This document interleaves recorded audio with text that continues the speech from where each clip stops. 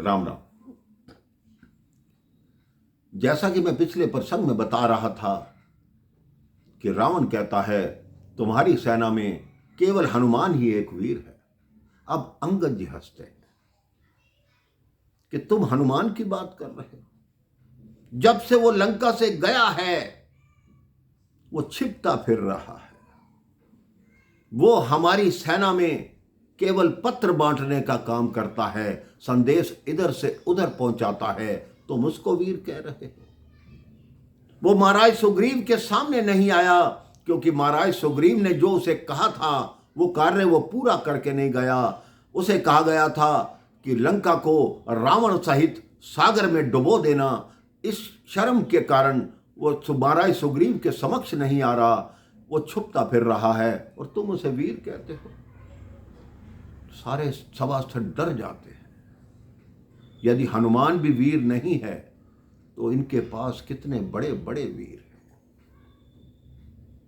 अंगद जी कहते हैं रावण तुम जिस घमंड में फूले हो, याद रखना जिस दिन प्रभु श्री राम वानर दल के साथ यहां आएंगे तो तेरे सारे बलबीरते धरे के धरे रह जाएंगे। लगेंगे आके सीने में धनुष से बाण जब तेरे, समर भूमि में निकलेंगे अधर्मी प्राण जब तेरे। तुझे जब काल के प्रहार हर सूरत दबा लेंगे, लगाकर ठोकरें जब शीश को वानर उछालेंगे। पता तुझको चलेगा तब ही जीवन की कहानी का, चिंगारी आग की थी या बुलबुला था पानी का। रावण क्रोधित उठता है, कहते हैं ये संसार जानता है मैं काल जीत मत वाला हूं। जिसके काटे का मंत्र नहीं ऐसा विषधर काला हूं। मेरी इन भुजाओं ने कैलाश पर्वत उठाया है। यम कुबेर किन्नर दानव सब इस चंद्रहास से थर्राया है। मुझसा पंडित मुझसा योद्धा संसार में और न दूजा है। मैंने अपने 10 शीश काट शिव शंकर को पूजा है। और तुम्हारा राम है किस गिनती में। अब अंगद जी को क्रोध आता है कि इतना अभिमान, इतनी डिठाई मेरे सामने मेरे प्रभु के विषय में आप ये बोलते हो। आपको अपनी शक्ति पर बहुत घमंड है। मैं चाहूं तो आपके सहित पूरी लंका को मैं भी सागर में डुबो सकता हूं। रावण कहता है इस वानर को हमारी शक्ति का आभास करा दो। अंगद कहता है ये मुझे अपनी शक्ति का आभास क्या कराएंगे। मैं अभी अपनी शक्ति का एक छोटा सा उदाहरण प्रस्तुत करता हूं और तुम्हारी सभा में अपना पांव जमाता हूं और मैं वचन देता हूं यदि तुम्हारा कोई भी सभासद, तुम्हारा कोई भी राक्षस मेरे पांव को उठा देगा तो फिर ही राम सीता मैं हारी।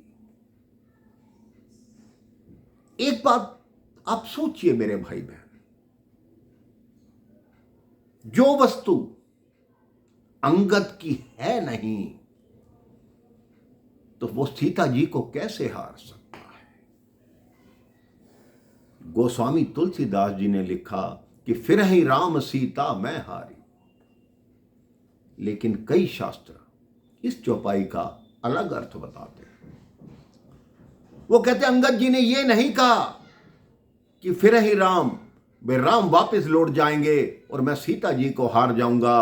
अंगद जी के कहने का आशय यह था कि फिर ही राम और सीता लौट जाएंगे और मैं हार स्वीकार कर लूंगा, मैं आपके कारागार में रह लूंगा।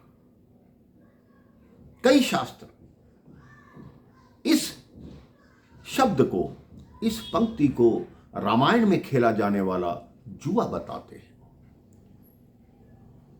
कि फिर ही राम सीता मैं हारी। दांव पे लगाया गया कि अगर कोई पांव उठा देगा तो हम हार स्वीकार कर लेंगे।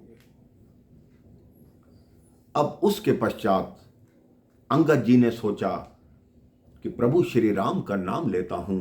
उन्होंने मन ही मन प्रभु श्री राम का स्मरण किया प्रभु श्री राम ने लक्ष्मण जी को कहा कि अंगद कुछ बल प्रयोग करने चला है, तुम जाओ और उसकी रक्षा करो। भगवान शेषनाग ने धरती के नीचे से आकर अपना मुख खोल दिया। जब अंगद अपना पांव जमाने को तैयार हुआ तो रावण की सभा में क्या क्या हुआ, वहाँ क्या क्या प्रसंग हुआ, ये मैं आपको अगले प्रसंग में बताऊंगा। राम राम।